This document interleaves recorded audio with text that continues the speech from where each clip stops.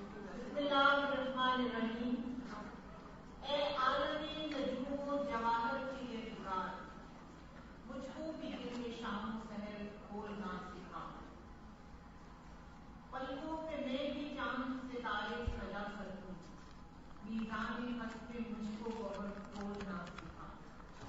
دل مبتلا ہے کب سے عذاب سکوت میں، تو رب نطق و لب ہے مجھے بولنا سکھا۔ تلاوت کلام مجید قرآن مجید سعادت حاصل کرتی ہیں حافظہ اقرا میں۔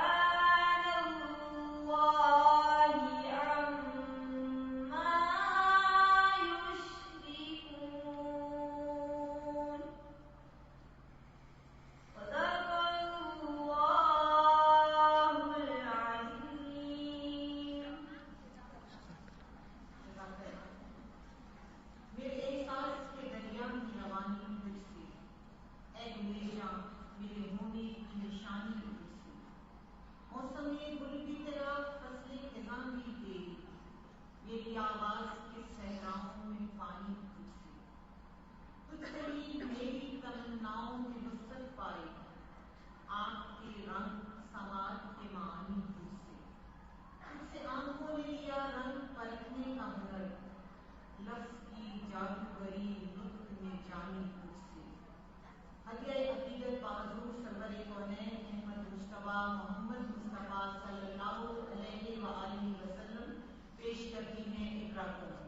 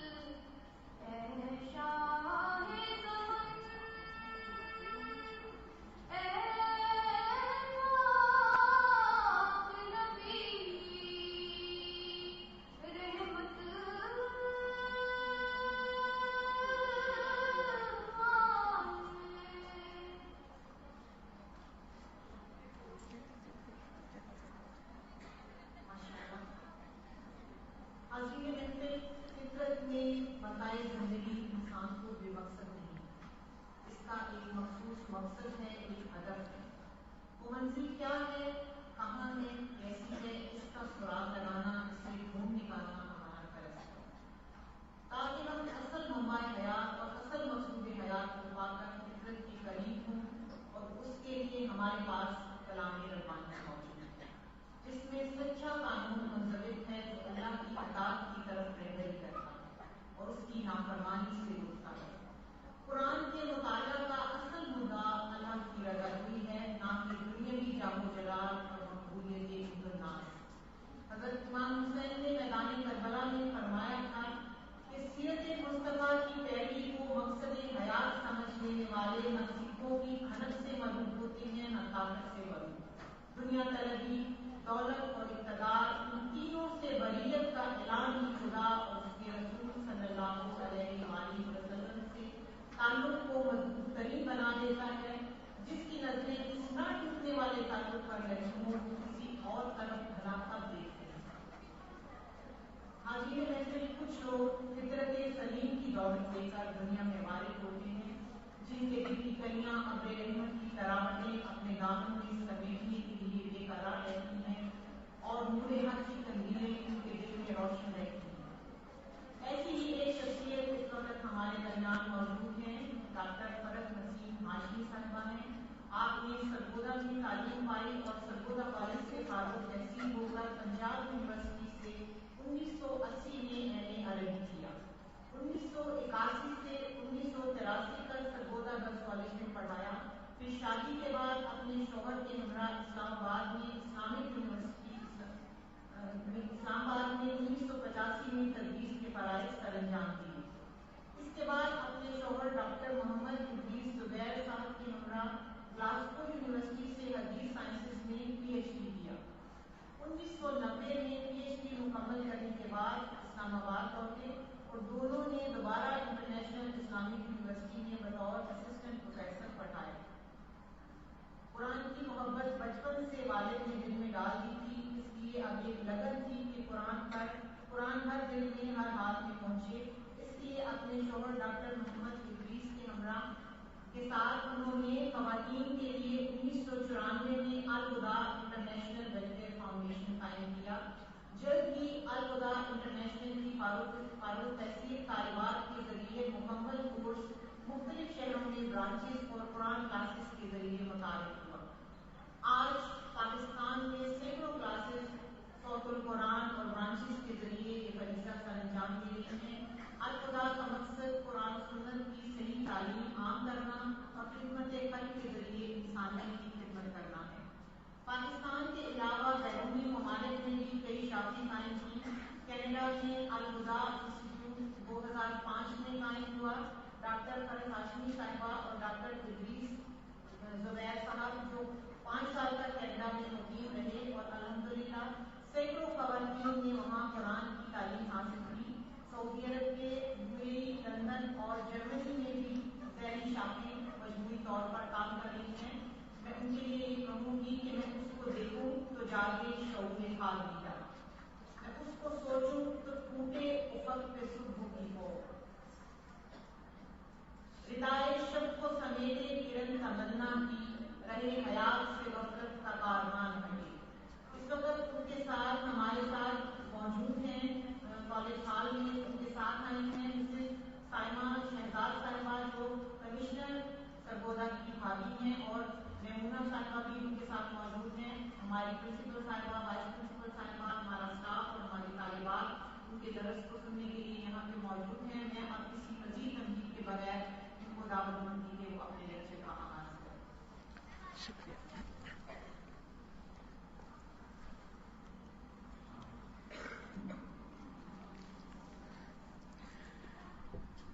نحمده ونصلي على رسوله الكريم، اما بعد، فاعوذ بالله من الشيطان الرجيم.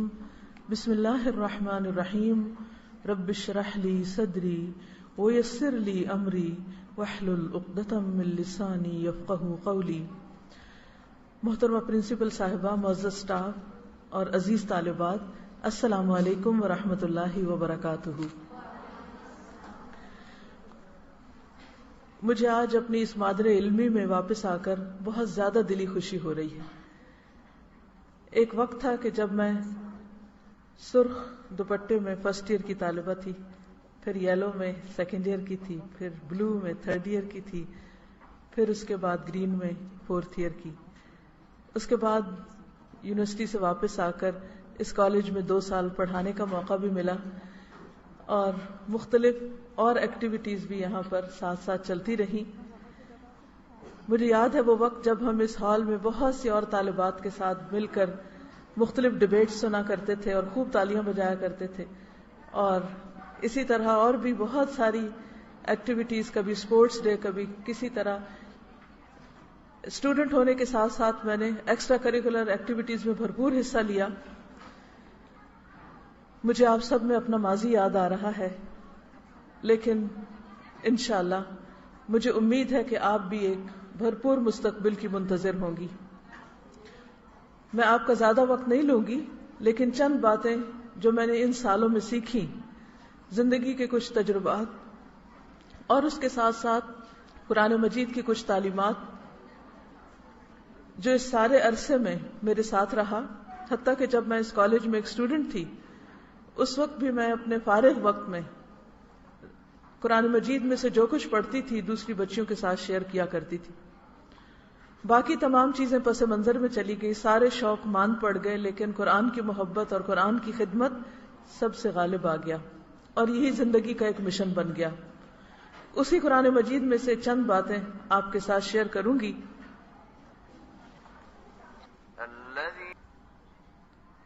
کتنے لوگوں کو سمجھ آیا کہ کیا پڑھا گیا؟ ہاتھ کھڑا کریں گے؟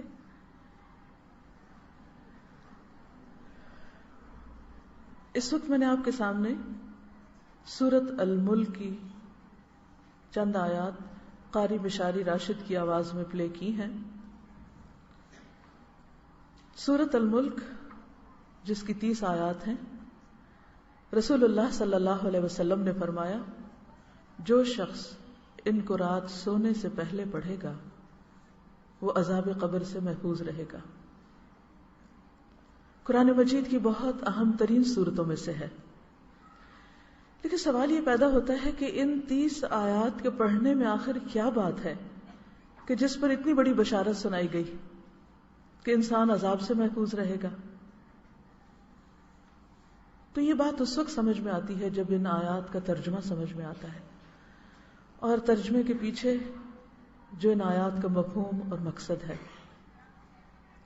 قرآن مجید اللہ کا کلام ہے، اللہ کی باتیں ہیں جو اس نے اپنے بندوں کے ساتھ کی ہیں.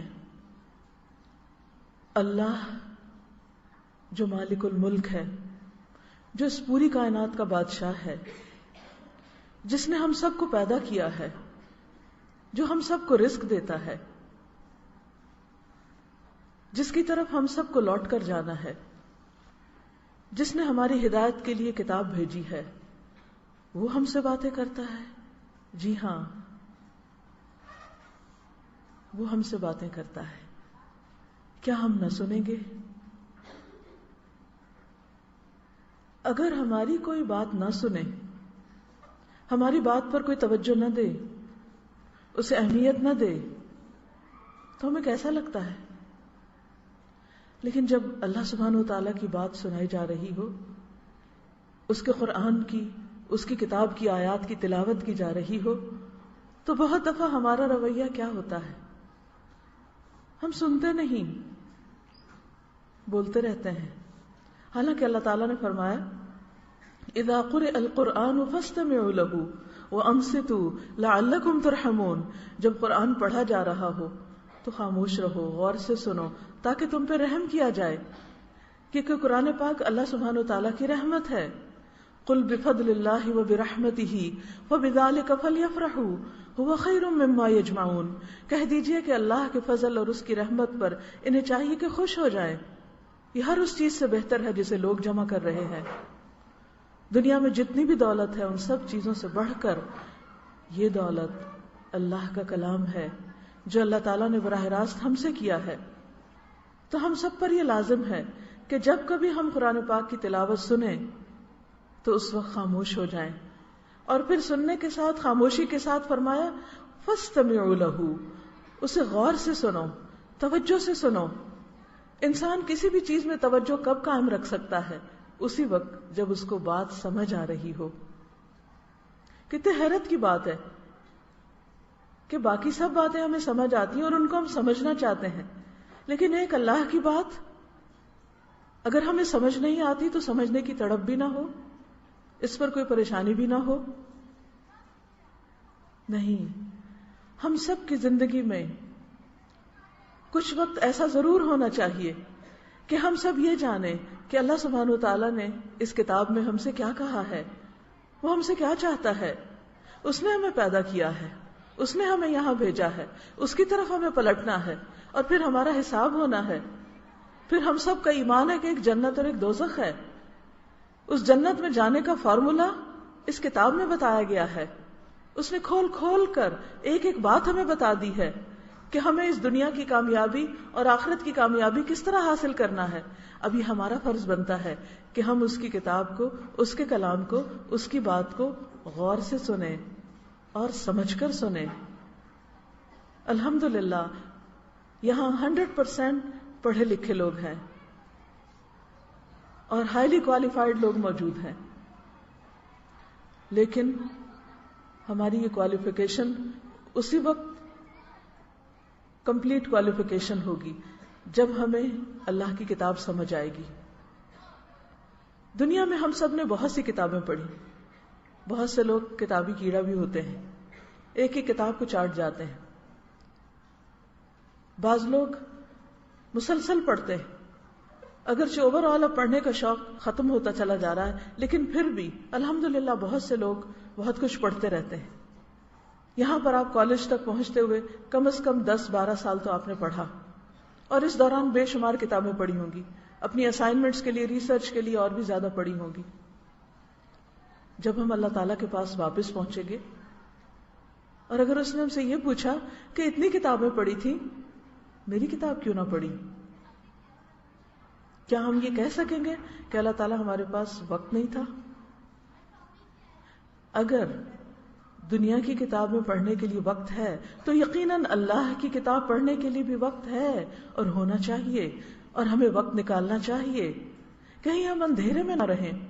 اللہ تعالیٰ نے اس کتاب کو ہمارے لیے روشنی بنایا ہے، اور اگر روشنی کے بغیر، وہ نور جو دلوں کے لیے روشنی ہے، اس روشنی کے بغیر اگر ہم صرف اپنے علم کا سورس، اپنے نالج کا سورس دنیا کو بنا کر صرف انسانی مفکرین اور سائنٹسٹ اور انسانی فلاسفرز جو ہیں صرف ان کی باتوں میں جیتے رہے اور یہ نہ جانا کہ جس نے ان سب کو پیدا کیا ہے وہ کیا چاہتا ہے، تو کہیں ایسا نہ ہو کہ ہم اندھیرے میں رہیں. علم مکمل ہوتا ہی نہیں جب تک وہ نہ جانے انسان جو اس کے خالق نے اس کے لیے بھیجا ہے، جو اس نے ہمارے لیے پسند کیا ہے. اس وقت جو آیات سنائی آپ کو، ان میں ہمیں مقصد زندگی بتایا گیا ہے. اللہ سبحانہ و تعالیٰ فرماتے ہیں تبارک الذی بیدہ الملک، بہت بابرکت ہے وہ ہستی، وہ ذات جس کے ہاتھ میں پوری کائنات کی سلطنت ہے، جو ہر چیز کا مالک ہے. وہ صرف اس دنیا کا نہیں، وہ آسمانوں اور آسمانوں سے اوپر جو کچھ ہے، عرش عظیم کا مالک. کوئی اس جیسا نہیں، کوئی اس کے مقابل نہیں. دنیا میں آپ دیکھیں کہ مختلف قسم کی حکومتیں ہیں، مختلف قسم کے سائزز ہیں ان حکومتوں کے، کوئی سپر پاورز ہیں اور کوئی تھرڈ ورلڈ ہے اور کوئی کچھ ہے، لیکن یہ سب عارضی اور وقتی اور محدود وقت کے لیے. ان سب کے اوپر ایک اور بڑا ہے، اور وہ ہے اللہ رب العزت بیدہ الملک، جس کے ہاتھ میں پوری کائنات کی بادشاہی ہے، جو اس دنیا کے 7 بلین انسانوں کا رب ہے، جس نے جانوروں میں سے صرف میملز میں سے 4260 اقسام پیدا کی ہیں، 4 سے 6 ملین قسم کے کیڑے مکوڑے پیدا کیے. ہمارے اوپر اڑنے والے پرندوں کی تعداد 200 بلین سے 400 بلین تک بتائی جاتی ہے. صرف کیٹس کی تعداد 200 ملین تک بتائی جاتی ہے. اسی طرح کائنات میں جو مختلف گیلیکسیز ہیں، جن میں سے صرف ایک گیلیکسی کے ایک حصے میں جو سولر سسٹم ہے، اس کے ایک حصے میں ہم ایک پلانٹ پہ ہم بستے ہیں. تو زمین کا سائز تو اتنا بھی نہیں جو ساحل سمندر پہ پڑی ہوئی ریت کے ذروں میں سے ایک ذرہ ہو. سمندر جو اس زمین پر 3 حصے ہیں پانی کے، اس کے اندر ایسی ایسی مخلوقات ہیں کہ جن کو آج تک انسانی آنکھ نے دیکھا بھی نہیں. سمندر کی مکمل گہرائی تک اترنا بھی دشوار. ان سب کو کس نے پیدا کیا؟ اسی رب نے. بیدہ الملک، جس کے ہاتھ میں پوری کائنات کی بادشاہت ہے. وَهُوَ عَلَى كُلِّ شَيْءٍ قَدِيرٌ، اور وہ ہر چیز پر قادر ہے. جب انسان حاکم ہوتے ہیں، انسان بادشاہ ہوتے ہیں، انسانوں کی حکومت ہوتی ہے، تو وہ ہر چیز پر کنٹرول نہیں رکھتے. ان کا کنٹرول محدود ہوتا ہے، لمیٹڈ ہوتا ہے. لیکن اللہ رب العزت ہر چیز پر کنٹرول رکھتا ہے. جن و انس، ملائکہ، انسان، جانور، پرند، چرند، چیونٹیاں، پانی کے اندر رہنے والی مخلوق، بلینز اینڈ ٹریلینز کی تعداد میں پائی جانے والی گیلیکسیز، اور ان کے اندر ان گنت ستارے. ایک ایک چیز اس کے ہاتھ میں ہے، اس کے کنٹرول میں ہے. ان سب چیزوں کا مالک وہ ہے. بیدہ الملک وہو علی کل شیء قدیر. وہ ہے وہ رب الذی خلق الموت والحیاۃ لیبلوکم ایکم احسن عملا. اسی رب نے زندگی اور موت کو بنایا. زندگی اور موت اللہ کے سوا کسی کے ہاتھ میں بھی نہیں ہے. نہ کوئی کسی کی زندگی کا مالک ہے، نہ موت کا. جب کسی کی موت آتی ہے تو پوری دنیا کی مشینیں مل کر، پوری دنیا کے ڈاکٹرز مل کر بھی کسی جان کو جانے سے روک نہیں سکتے. اور جس انسان کے اندر اللہ روح نہ ڈالے اس کے اندر کوئی ڈال نہیں سکتا. زندگی وہی دیتا ہے اور زندگی وہی لیتا ہے. اس نے یہ زندگی اور موت کیوں بنائی؟ لیبلوکم، تاکہ تمہارا امتحان لے، تمہیں آزما کر دیکھے. کیا دیکھے؟ کس بات کا امتحان ہے؟ کس چیز میں ہم ٹیسٹ کیے جا رہے ہیں؟ ایکم احسن عملا، کہ تم میں سب سے اچھے کام کون کرتا ہے، سب سے اچھا عمل کس کا ہے. یہ ہے ہمارا امتحان. اسی میں ہم آزمائے جا رہے ہیں دنیا میں. اور جب ہم مرنے کے بعد واپس اللہ کے حضور حاضر ہوں گے تو یہی ہم سے پوچھا جائے گا کہ کر کے کیا آئے ہو، ساتھ کیا لائے ہو. حدیث میں آتا ہے کہ ان اللہ لا ينظر الى صورکم ولا الى اموالکم ولکن ينظر الى قلوبکم واعمالکم. اللہ تمہاری شکلوں کو اور تمہارے مال کو بالکل نہیں دیکھتا. شکل اس نے خود بنائی، مال اور رزق اس نے خود تقسیم کیے. اسے اس سے سروکار نہیں کہ کون کتنا خوبصورت ہے. ولکن ينظر، لیکن وہ کیا دیکھتا ہے؟ الى قلوبکم، تمہارے دلوں کو دیکھتا ہے. وَأَعْمَالِكُمْ، اور تمہارے اعمال کو دیکھتا ہے. کیا دیکھتا ہے اس میں؟ ایکم احسن عملا، کہ تم میں اچھے کام کس کے ہیں، سب سے اچھے کام کر کے کون آیا ہے. تو گویا ہم میں سے ایک ایک کے بارے میں جو دیکھا جا رہا ہے، اور جس کے لیے اللہ تعالیٰ نے ہمارے دائیں اور بائیں کرامن کاتبین بھی بٹھائے ہوئے ہیں، وہ ہر چیز لکھ رہے ہیں. جو کچھ بھی ہم کرتے ہیں، انتہائی سوفسٹیکیٹڈ آلات ہیں ان کے پاس ریکارڈ کرنے کے. صرف لکھ ہی نہیں رہے، پوری پوری تصویریں بن رہی ہیں. اندھیرے میں بھی تصویریں بنا سکتے ہیں. کس لیے؟ تاکہ کل انسان کو اس کا نامہ اعمال دکھایا جائے کہ انسان کر کے کیا آیا ہے. ہم لوگوں سے چھپ سکتے ہیں، ہم ماں باپ سے چھپ سکتے ہیں، ہم انسانوں سے چھپ کر غلط کام کر سکتے ہیں، لیکن اللہ سے نہیں چھپ سکتے. ہم کہیں بھی ایسی جگہ نہیں ہے دنیا میں جہاں بھاگ کر جائیں اور اللہ سے چھپ جائیں. اور اگر ہم وہاں کوئی ایسا کام کریں جو اس کو پسند نہیں تو وہ ہمارا ریکارڈ نہ کیا جائے. ہر جگہ ساتھ ساتھ ہیں ہمارے نامہ اعمال لیے ہوئے فرشتے. سب کچھ لکھا جا رہا ہے، کیونکہ اینڈ آف دا ڈے مالک یوم الدین کیا کرے گا؟ جزا اور سزا کا مالک. جس دن وہ دن قائم ہوگا، اور قیامت کے قائم کرنے کا واحد مقصد یہی ہے کہ تمام انسانوں کو ایک وقت میں ایک جگہ پر کھڑا کر کے ان کا حساب لیا جائے، اور ہر ایک نے جو کوشش کی، جو عمل کیا، اس کو بدلہ دیا جائے. وہ کمائی کا دن آج کمائی کی جا رہی ہے، کل کمائی کا بدلہ وہاں ملنے والا ہے. وَمَن يَعْمَلْ مِثْقَالَ ذَرَّةٍ خَيْرًا يَرَهُ وَمَن يَعْمَلْ مِثْقَالَ ذَرَّةٍ شَرًّا يَرَهُ. جو ذرے کے برابر بھی نیکی کرے گا وہ بھی پالے گا، اور جو ذرے برابر شر کرے گا وہ بھی اس کو دیکھ لے گا. ایک نقطے کی طرح بھی کوئی چیز چھپی نہ رہ جائے گی. لا تخفى منکم خافیہ، سب کچھ سامنے آنے والا ہے. ایسے میں ہم سب کو پھر فکر کس چیز کی ہونی چاہیے؟ اپنے اپنے عمل کی. میں کیا کر رہا ہوں؟ عام طور پر ہمارا رویہ کیا ہوتا ہے؟ لوگ کیا کر رہے ہیں. صبح سویرے لوگ اخبار اٹھا کے بیٹھ جاتے ہیں، فلاں سیاستدان نے یہ کیا، فلاں ایسا کر رہا ہے، فلاں ایسا کر رہا ہے، اور بھول جاتے ہیں کہ ہم خود اس وقت بیٹھ کے کیا کر رہے ہیں. صرف لوگوں پہ تبصرے، صرف لوگوں کے اوپر ججمنٹ. یہ تو ہمارا کام نہیں. ہمارا کام ہے کہ یہ دیکھیں وَلْتَنْظُرْ نَفْسٌ مَّا قَدَّمَتْ لِغَدٍ، چاہیے کہ ہر شخص دیکھے اس نے خود اپنی کل کے لیے کیا کیا ہے. اگر ہر شخص یہ دیکھنے لگے، سیاستدان بھی یہ دیکھنے لگے، مذہبی لیڈرز بھی یہ دیکھنے لگے، ہم عام انسان بھی یہ دیکھنے لگے کہ ہم نے اپنے کل کے لیے کیا کیا ہے، کل کے لیے کتنی تیاری ہے، وہ کل جس کا پھر کوئی اینڈ نہیں، وہ کل جو ہمارا فائنل ڈیسٹینیشن ہے، جس کے جہاں جا کر ہمارے ریزلٹس چینج نہیں ہو سکتے، جہاں کوئی تبدیلی نہیں ہو سکتی، جس دن صرف جزا ہی سامنے آئے گی، جو کچھ کیا ہوگا وہی ملے گا. نہ ماں باپ کام آئیں گے، نہ بہن بھائی کام آئیں گے، نہ دوست کام آئیں گے، نہ رشتہ دار کام آئیں گے. لا یجزی والد عن ولدہ شیئا، والد اپنے بچے کے کام نہیں آئے گا. دنیا میں آپ نے دیکھا ہوگا بعض اوقات اگر بچے کی کڈنی فیل ہو جائے تو ماں باپ دے دیتے ہیں، اگر ماں باپ کو کوئی تکلیف ہو تو بچے اپنے آرگنز دے دیتے ہیں.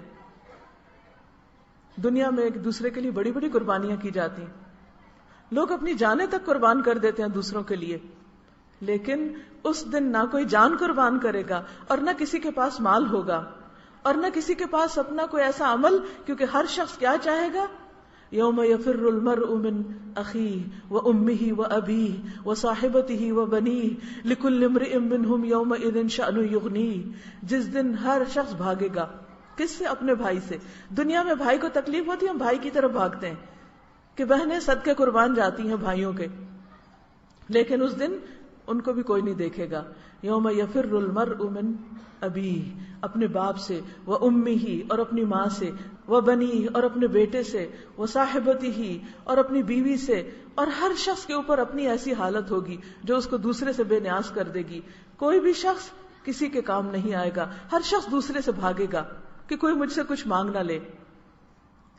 لیکن آج وقت ہے ہم سب کے پاس کہ اپنے اس وقت کو موسٹ پروڈکٹیو طریقے سے گزاریں اور اس میں بہترین کام کریں. اب سوال یہ پیدا ہوتا ہے کہ کون سے کام ہیں جن کو بہترین کہا جائے، کیونکہ پھر ہر شخص اپنا ایک کرائیٹیریا قائم کیے ہوئے ہے. وہ سمجھتا ہے جو میں کر رہا ہوں وہ سب سے اچھا ہے. ایک مسجد میں بیٹھا ہوا شخص کہے گا میں سب سے نیک ہوں، عبادت گزار ہوں، میں سب سے اچھا ہوں. ایک بازار میں بیٹھا ہوا شخص کہے گا کہ ہاں میں لوگوں کی ضروریات پوری کرنے کے لیے بزنس کھولے ہوئے، میں سب سے. ڈاکٹر سمجھتا ہے میں سب سے اچھا ہوں. پھر اچھا کون ہے، کون اچھا اور کون نہیں، اس کا فیصلہ کون کرے گا؟ اس کا فیصلہ بھی میں اور آپ اپنی عقل سے نہیں کر سکتے. صرف ٹھیک ہے اللہ نے عقل ہمیں دی ہے تمیز کرنے کے لیے اچھے اور برے میں، لیکن عقل جو ہے وہ وحی کے تابع ہے. اور وحی ہمیں کیا بتاتی ہے؟ اللہ سبحانہ و تعالیٰ کی طرف سے کیا آیا ہے، اچھا کیا ہے؟ اچھا وہ ہے جو رب کو پسند آ جائے. اگر کوئی بھی چیز کتنی بھی بڑی ہو، خواہ آپ ساری رات عبادت میں، نفل میں، نماز میں کھڑے رہیں، لیکن آپ کے اندر یہ خواہش ہو کہ لوگوں کو پتہ چل جائے اور لوگ خوش ہو جائے اور سمجھے کہ یہ کتنا عبادت گزار ہے، اللہ تعالیٰ ایسے عمل کو ریجیکٹ کرتا ہے. یہ عبادت میرے لیے ہے، یہ تو لوگوں کے لیے ہے، لوگوں کو خوش کرنے کے لیے تم کر رہے، شہرت کمانے کے لیے کر رہے ہو، لہذا ایسا عمل ریجیکٹڈ ہے. اسی طرح کوئی شخص انسانوں کی خدمت کر رہا ہے، دن رات بھاگا دوڑا پھر رہا ہے، صدقہ خیرات کر رہا ہے، ہر چیز بانٹ رہا ہے، لیکن مقصد کیا ہے کہ لوگ مجھے سخی کے نام سے پہچانے. کچھ نہیں ہے اس کے لیے اللہ کے پاس، اس لیے کہ اس کی ساری بھاگ دوڑ کا مقصد کیا تھا؟ لوگوں سے تعریف حاصل کرنا. پھر احسن عمل کیا ہے؟ احسن عمل کی دو شرائط ہیں، دو بڑی کنڈیشنز ہیں. نمبر ایک یہ کہ وہ کام نبی صلی اللہ علیہ وسلم کی سنت کے مطابق ہو.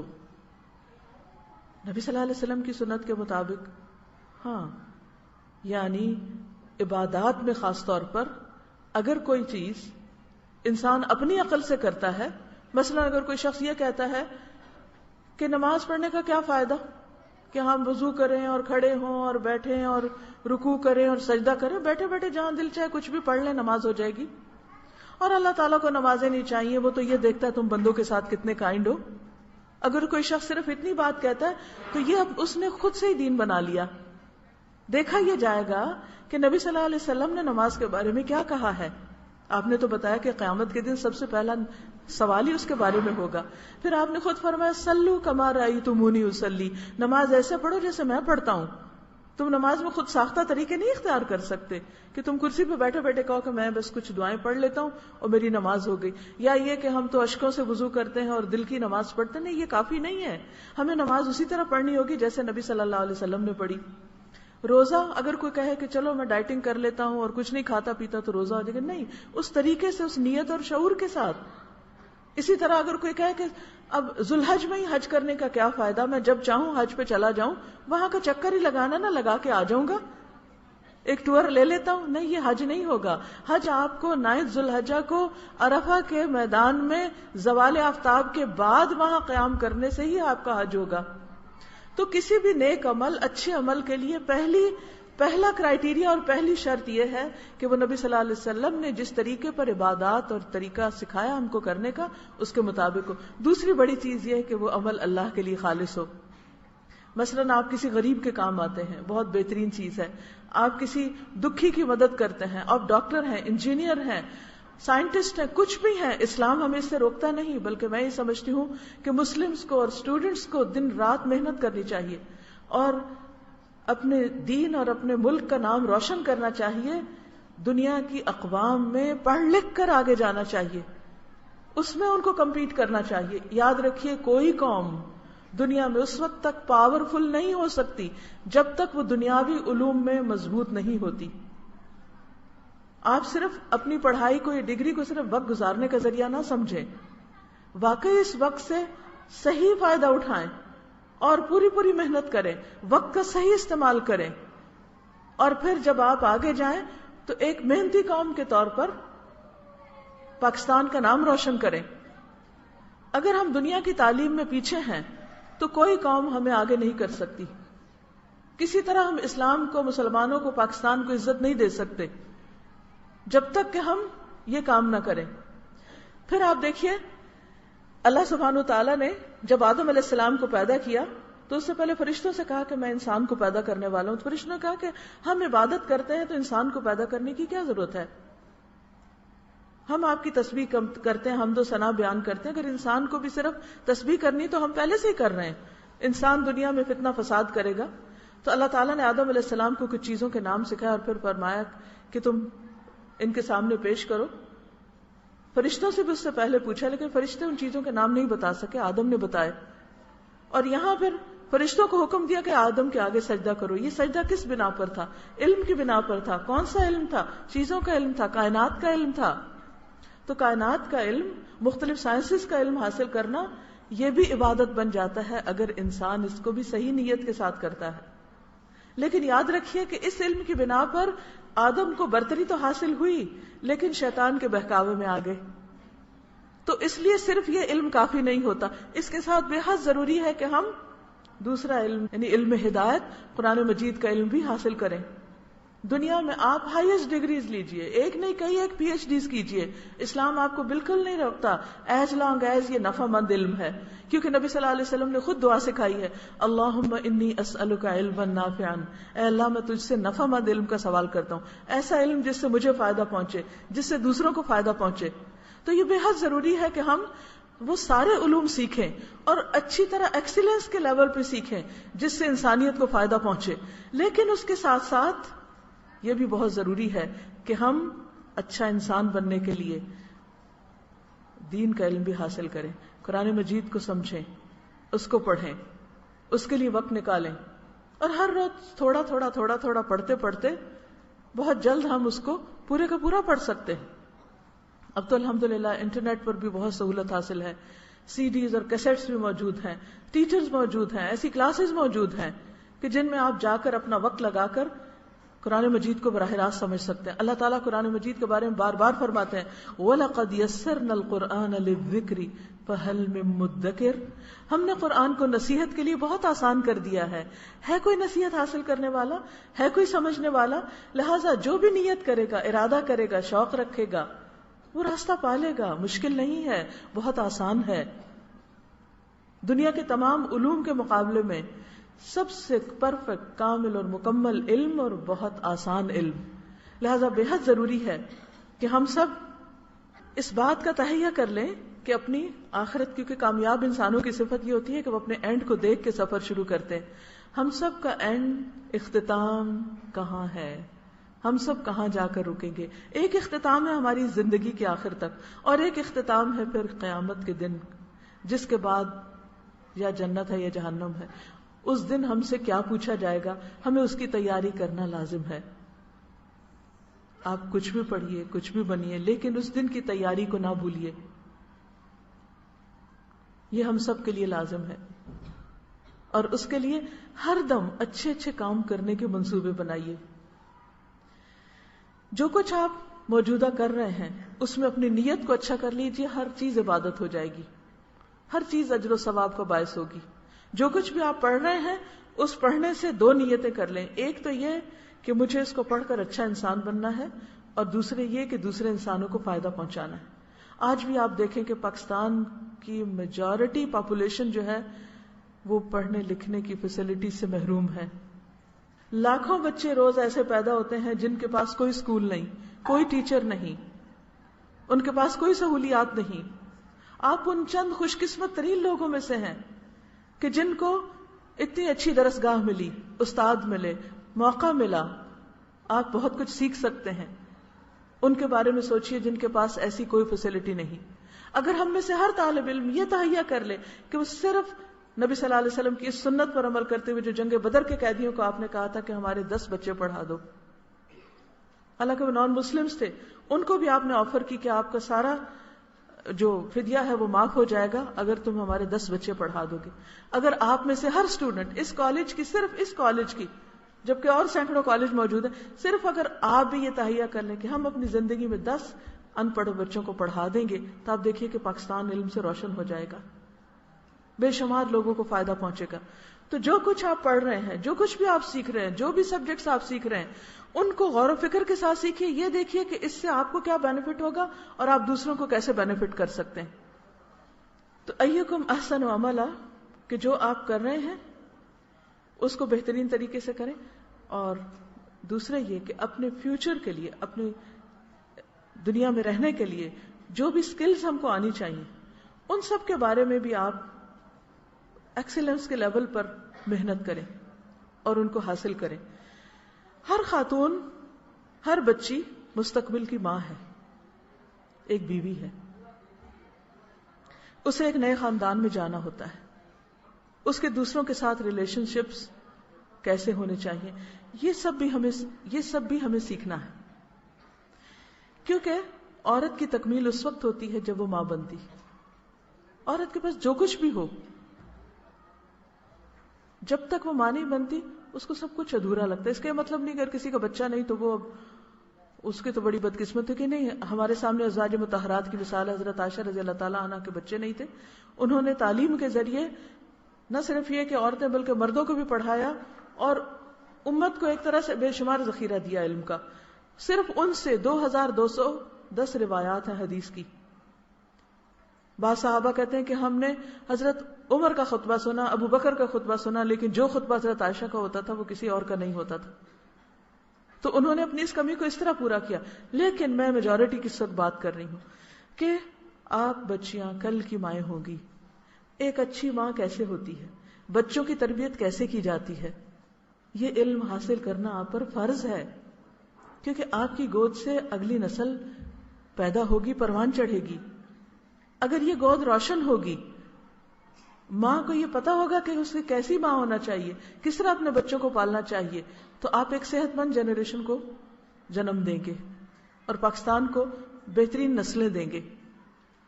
اسی طرح بعض اوقات شادی کے بعد بچیوں کو یہ مشکل ہوتی ہے کہ ہسبینڈ کے ساتھ کس طرح ٹریٹ کیا جائے، کیسے ڈیل کیا جائے.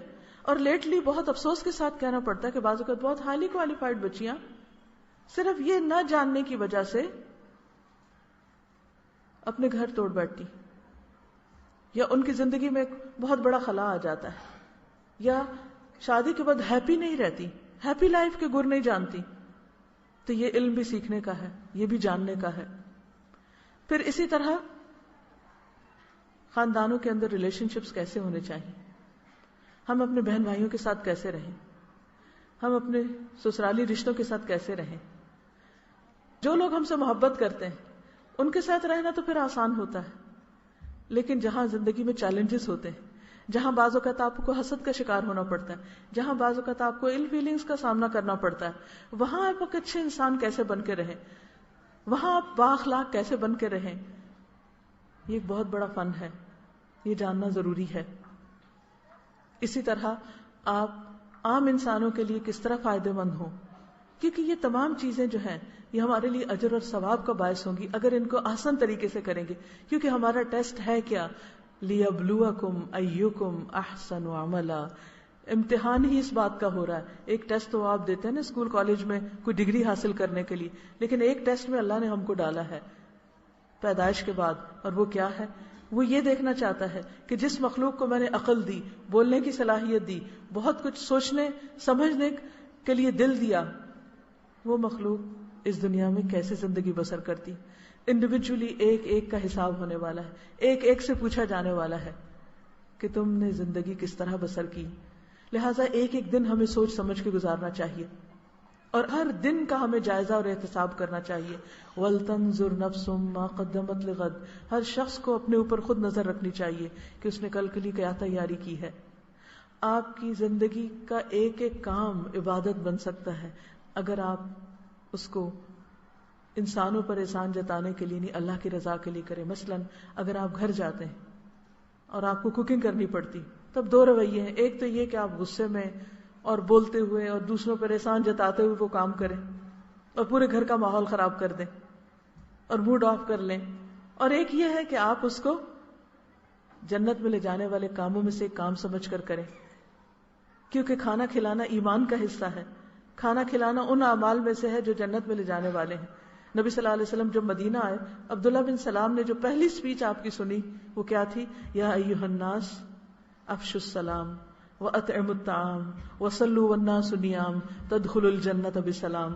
وہ کہتے ہیں یہ اتنی مختصر بات سن کے میرے دل میں آپ کی محبت بیٹھ گئی اور اسلام کی محبت میرے دل میں آ گئی. اور وہ کیا تھی اسلام کی تعلیم؟ لوگوں سلام کو عام کرو.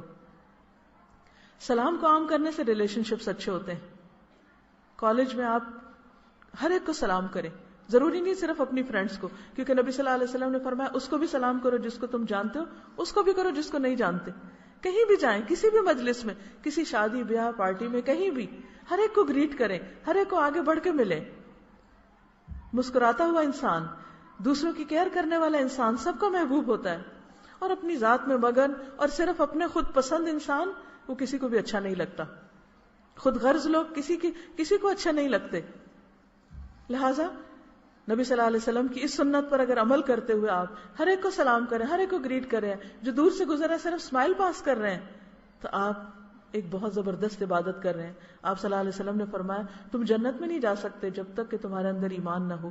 ایمان نہیں آ سکتا جب تک تم آپس میں محبت نہ کرو. کیا میں نے تمہیں طریقہ بتاؤں جس کے کرنے سے تم باہم محبت کرنے لگو گے، محبتیں عام ہو جائیں گی. اور وہ کیا ہے؟ سلام کو عام کرو. اگر ہم ایک گھر میں رہتے، مثلا سسرالی گھر میں رہتے ہوئے اگر صبح اٹھتے ہی سب کو سلام کر رہے ہو، سب کا حال پوچھ رہے ہو، تو سب کے اندر ایک ہیپی ہارمونز آ جائیں گے، سب چمک اٹھیں گے، سب کے اندر ایک اچھا دن کا آغاز ہوگا اور سب کے ریلیشن شپس اچھے ہوں گے. لیکن ایک اٹھا ہے غصے سے اس کو دیکھ رہا ہے، وہ اس کو منہ بسور کے دیکھ رہا ہے، تو سب کے موڈ آف ہیں. کیا ہوا؟ روشن گھر بھی اندھیرا لگنے لگتا ہے. تو اس لیے بہت ضروری ہے کہ ہم اپنے گھروں کے اندر اس طرح خوبصورت عادتوں کو رواج دیں کہ گھروں کے اندر ایک خوبصورت زندگی جو ہے وہ ہمارے سامنے آئے. دوسری چیز وَأَطْعِمُوا الطَّعَامَ، کھانا کھلاؤ. کھانا کھلانے کے لیے ضروری نہیں کہ آپ ایک لنگر ہی کھولیں، وہ بھی ضرور اگر کھول سکے تو کھولیں. پچھلے دنوں میں نے جاوید چودھری کا ایک کالم پڑھا تھا، 150 روپے، شاید آپ نے بھی پڑھا، اگر نہیں تو ضرور پڑھیے. بہت ہی زبردست اس نے نقشہ کھینچا تھا کہ اس وقت ہمارے ملک میں جو غریب لوگ ہیں ان کا حال کیا ہے. سردی سے ٹھٹھٹ رہے ہیں، لیکن ایک لنڈے کی 100 روپے 150 روپے کی جیکٹ خریدنے کے لیے جیب میں پیسے نہیں. تو انہوں نے ایک سروے کیا تھا جس میں جا کر انہوں نے مختلف لوگوں سے پوچھا کہ ان کے پاس کیا ہے اور کیا نہیں، اور کس طرح وہ سارا دن لنگروں پہ لائن لگا کے کھڑے ہوئے ہیں اور چند چمچ دال ان کو جو ملتی ہے اسی میں جا کے مزید پانی ڈال کے تو اس چند روٹیوں کے ساتھ وہ ان کا ناشتہ ہوتا ہے. لیکن صرف لنگر ہی کھولنا کافی نہیں ہوگا، اس قوم کو کام لگانے کی ضرورت ہے.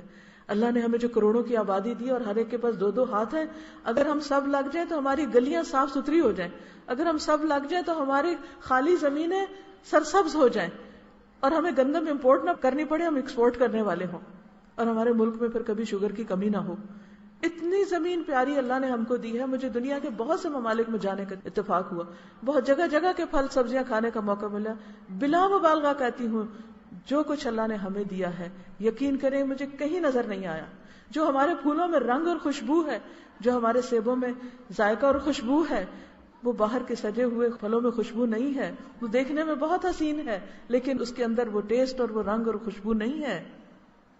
ہمیں اپنی اس مٹی کی قدر کرنی چاہیے اور اس زمین کو آباد کرنا چاہیے. اللہ نے ہمیں ہاتھ دیے ہیں، اگر ہر بیکار انسان اس کو زمین کو نرم کر کے اس کے اندر بیج ڈال کے اپنی اپنی کیاریاں اگائے. چائنا میں اگر آپ جائیں آپ کو ایک چپا زمین خالی نہیں ملے گی، کہیں پر بھی ہوگا تو کچھ نہ کچھ اگا دیں گے. امریکہ میں ایک گروپ ہے گرین گروپ، اس کا شوق کیا ہے، وہ ہر وقت وہ کچھ لوگ اکٹھے ہیں، وہ ہر جگہ پودے لگاتے جا رہے ہیں. یہ نہیں کہ صرف ہمارا گھر ہے، وہ کسی کا بھی گھر ہے، کہیں پر بھی جو خالی جگہ دیکھتے ہیں وہاں جا کے پودے اگا دیتے ہیں. رات رات بھر وہ لوگ جاگتے ہیں، صبح لوگ اٹھتے ہیں اور زمینوں پر نئے پودے لگے ہوئے ہوتے ہیں. آج ہمارے گھروں کے سامنے زمینیں اجڑی پڑی ہیں، کہیں پر ہم سڑکوں پہ جاتے ہیں آس پاس زمینیں بنجر پڑی ہیں اور خالی لوگ فارغ بیٹھے نظر آتے ہیں. اس قدر تکلیف ہوتی ہے. کوئی ہے جو ان کو کام لگا دے، کوئی ہے جو ان کو راہ دکھا دے، کوئی ہے جو ان کو اس غربت سے نکالے، کوئی ہے جو ان کو ڈائریکشن دے. وہ کون دے گا؟ وہ پڑھا لکھا طبقہ دے گا، وہ آپ لوگ دیں گے. آپ سوچنے والے لوگ ہیں، آپ کو اللہ نے صلاحیتیں دی، آپ کو اللہ نے علم کی طاقت دی ہے، آپ ان لوگوں کی مدد کر سکتے ہیں جن کو یہ ساری نعمتیں نہیں ملی. تو انشاءاللہ جب آپ انسانیت کی خدمت کے جذبے سے باہر نکلیں گے، آپ جب ہر ایک کا بھلا سوچیں گے، ہر ایک کے فائدے کے بن جائیں گے، آپ کی پوری زندگی عبادت بن جائے گی. اور آج آپ کسی کا بھلا کریں گے، کل آپ کا بھلا ہوگا. کل قیامت کے دن یہ سارے پھول اگے ہوئے، یہ سارے پودے آپ کے نامہ اعمال میں نظر آئیں گے، یہ کیاریاں آپ کے لیے لگی ہوئی ہوں گی. لہٰذا بہت ضروری ہے کہ ایک طرف ہم اللہ کا حق ادا کرنے والے ہوں، دوسری طرف ہم بندوں کے خدمت گار ہوں. ہر ایک کے ساتھ احسان کریں، چاہے کوئی ہمارا رشتہ دار ہے یا کوئی بھی جان پہچان کا یا انجان ہے، کوئی بھی، وہ سب ہمارے ہیں. ہم سب ایک انسانی برادری میں آپس میں رشتہ دار ہیں. ہم سب آدم اور حوا کی اولاد ہیں. ہمیں رنگ اور نسل کی بنیادوں پر اپنے آپ کو نہیں بانٹنا، ہمیں کالے گورے کی بنیاد پر نہیں بانٹنا. ہم ایک رشتے میں منسلک ہیں. اس لیے بہت ضروری ہے کہ ہم سب اپنے ہی جیسے، معلوم نہیں ہے میرے دائیں اور بائیں بیٹھے لوگ کس نسب میں کہاں میرے خون کے بھی رشتہ دار بنتے ہیں، کیونکہ اصل ہم سب کی ایک ہے. اس لیے جس سے بھی ملیں محبت سے ملیں، جس سے ملیں اچھے ریلیشن شپ میں. اور اگر اس کی طرف سے ہمیں کوئی تکلیف بھی پہنچے، کوئی ایسا رویہ بھی سامنے آئے جو ہم کو پسند نہیں، تو اس کو معاف کر دیں. معاف کرنے میں بہت بہت برکتیں ہیں. اللہ سبحانہ و تعالیٰ فرماتے ہیں الا تحبون ان یغفر اللہ لکم، کیا تم نہیں چاہتے کہ اللہ تم کو معاف کر دے؟ ہم سے بھی تو غلطیاں ہو جاتی ہیں، ہم سے بھی زیادتیاں ہو جاتی ہیں. تو اپنے دلوں کے بوجھ اتاریے. جنہوں نے ہم سے زیادتی کی ان کو معاف کیجیے، جو ہم سے نہیں بولتے ان سے بولیے، جو ہم کو سلام نہیں کرتے ان کو سلام کیجیے، جو مسکراتے نہیں ان کو مسکرا کے مسکرانا سکھائیے. تو انشاءاللہ آپ کی ساری زندگی عبادت بن جائے گی. اور جس بھی فیلڈ میں ہے، جو بھی سبجیکٹ ہے آپ کا، اس میں زبردست محنت کیجیے. اگر آپ کو لینگویج نہیں آتی، لینگویج پرابلم ہے، تو جن کو لینگویج آتی ہے اسٹوڈنٹس ایک دوسرے کی ہیلپ کریں، آپس میں ایک دوسرے کے مددگار بنیں. اور کوئی شخص جو آپ کے انٹریکشن میں آئے کہیں آپ کے فیض سے محروم ہو کر نہ جائے. چھوٹے نہیں بہت بڑے پیمانے پر نیکیاں کرنے کا سوچیے، اور اس کے ساتھ ساتھ ہر دم اپنے رب کو یاد کرتے رہیے. کوئی بھی کام کرنے کا موقع ملے تو دل میں اللہ سے بات کیا کیجیے، الحمدللہ اللہ تیرا شکر، تو نے مجھے توفیق دی، تو نے مجھے راستہ دکھایا، تو نے مجھے موقع دیا. ہمارا دل اللہ کی محبت میں ڈوبا ہو، ہمارا دماغ اچھے منصوبے بنانے میں مشغول ہو، ہماری زبان اللہ کے ذکر میں مشغول ہو، اور ہمارے ہاتھ پاؤں لوگوں کی خدمت میں مشغول ہوں. اور ہم جب اس دنیا سے جائیں تو بعد میں بھی لوگ ہمیں اچھے لفظوں سے یاد کریں، کیونکہ لوگوں کی گواہی ہمارے نامہ اعمال میں لکھی جائے گی. کون کیسا تھا، بعد میں جو کچھ ہمارے بارے میں کہا جائے گا وہ بھی ساتھ لکھا جائے گا. اور جب ہم اللہ کے حضور حاضر ہوں تو اللہ تعالی ہم کو بے حساب بخش دے، بغیر حساب کے بخش دے، اور ہم سے راضی ہو جائے. اللہ کرے کہ ہم اس دنیا میں بھی بھرپور زندگی گزاریں اور آخرت میں بھی بھرپور زندگی گزاریں، کیونکہ اصل گھر وہی ہے. یہ ایک ٹیمپرری فیز ہے، چند دن کے لیے ہیں ہم یہاں. اللہ سبحانہ وتعالیٰ قرآن مجید میں فرماتے ہیں وَإِنَّ الدَّارَ الْآخِرَةَ لَهِيَ الْحَيَوَانُ لَوْ كَانُوا يَعْلَمُونَ، اور آخرت کا گھر وہی دراصل گھر ہے وہی زندگی ہے، کاش لوگ جانتے ہوتے. ہمیں اس گھر کی تیاری کرنی ہے، اس کے لیے آج کام کرنا ہے، ایک ایک لمحے کو استعمال کرنا ہے، اور ایک ایک لمحے کے استعمال کے لیے اٹھتے بیٹھتے اللہ کا ذکر کرتے رہیے. الا بذکر اللہ تطمئن القلوب، اللہ کے ذکر سے دلوں کا اطمینان ہوتا ہے. لہذا سبحان اللہ، الحمد للہ، استغفر اللہ، اللہ اکبر، لا الہ الا اللہ، چھوٹے چھوٹے ذکر اپنی زبان پر، یعنی زبان کو فارغ نہ رہنے دیجیے. جب آپ گھر جا رہے ہوں، گھر سے آ رہے ہوں، راستے میں ہوں، واک کر رہے ہوں، کام کر رہے ہوں، کوکنگ کر رہے ہوں، سرو کر رہے ہوں، جہاں کہیں خاموش ہوں تو اللہ کو یاد کرتے رہیں، غور و فکر کرتے رہیں، کائنات میں غور و فکر کرتے رہیں، ایک خوشحال، خوش، بھرپور زندگی گزاریں. اللہ تعالیٰ آپ سب کا حامی و ناصر ہو. اس موقع پر آپ سب کے لیے میں اپنی ایک لیکچر کا کیسٹ گفٹ کے طور پر لائی تھی. آپ خود بھی سنیے، اوروں کو بھی سنوائیے. اللہ تعالیٰ آپ سے راضی ہو. اور میں کالج کی انتظامیہ اور شہر کی انتظامیہ اور سٹاف اور آپ سب کی بہت شکر گزار ہوں کہ آپ نے ملاقات کا موقع دیا. اللہ کرے کہ ہماری آج کی یہ محفل ہماری زندگی میں ایک ٹرننگ پوائنٹ ہو اور ہم آج سے زیادہ بہتر اور مفید انسان بن کر زندگی بسر کریں. اور میں امید رکھتی ہوں کہ آپ جلد سورۃ الملک رات کو پڑھنا بھی شروع کریں گے اور اس کا معنی بھی خوب اچھی طرح یاد کر لیں گے. تبارک الذی بیدہ الملک وہو علی کل شیء قدیر الذی خلق الموت والحیاۃ لیبلوکم ایکم احسن عملا، ایکم احسن عملا.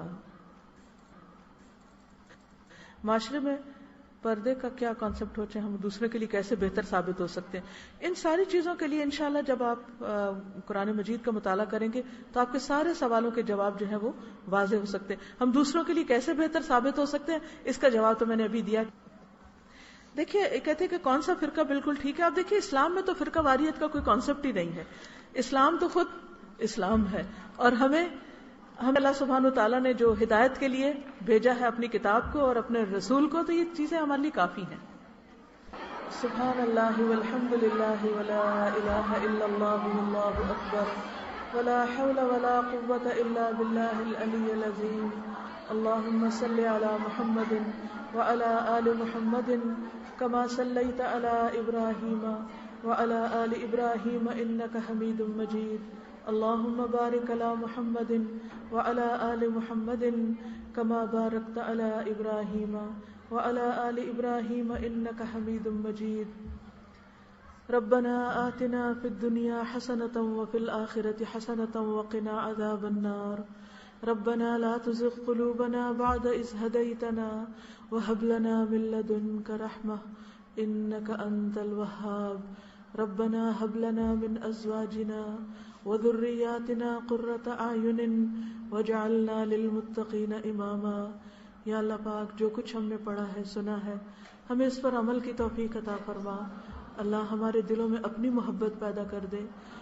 یا اللہ ہمارے دلوں میں قرآن مجید کو سمجھنے کی محبت پیدا کر دے. اللہ ہمارے اخلاق کو بہترین اخلاق بنا دے، ہمیں انسانوں کے فائدے کا بنا دے. یا رب العالمین ہم اس دنیا سے رخصت ہوں تو ہم سے راضی ہو جائے. اللہ ہمارے والدین پر اپنی رحمت فرما، جو بیمار ہیں انہیں صحت عطا فرما، جو فوت ہو چکے ہیں ان کی بخشش فرما. یا اللہ ہماری اولادوں کو ہمارے لیے صدقہ جاریہ بنا. یا اللہ ہمارے رشتہ داروں، عزیزوں، دوستوں اور تمام اہل پاکستان کو دن دگنی اور رات چگنی ترقی عطا فرما. یا اللہ ہمیں بہترین ڈائریکشن عطا فرما اور ہم میں ایک ایک پاکستان کا ایک ایک بچہ پڑھ جائے اور ایک ایک شخص بہترین اور بھرپور زندگی بسر کر سکے. یا اللہ ہمیں دوسروں کے بہترین طریقے پر کام آنے کی توفیق عطا فرما. اللہ جتنے لوگ بھی یہاں بیٹھے ہیں سب پر اپنی رحمتوں کی بارش کر دے اور جن لوگوں نے خاص دعاؤں کے لیے کہا ہے ان کی دعائیں قبول فرما. ربنا تقبل منا انک انت السمیع العلیم وتب علینا انک انت التواب الرحیم. وصلی اللہ تعالی علی خیر خلقہ محمد وعلی آلہ واصحابہ واہل بیتہ اجمعین برحمتک یا ارحم الراحمین. الہی آمین. جزاکم اللہ خیرا. السلام علیکم ورحمۃ اللہ وبرکاتہ.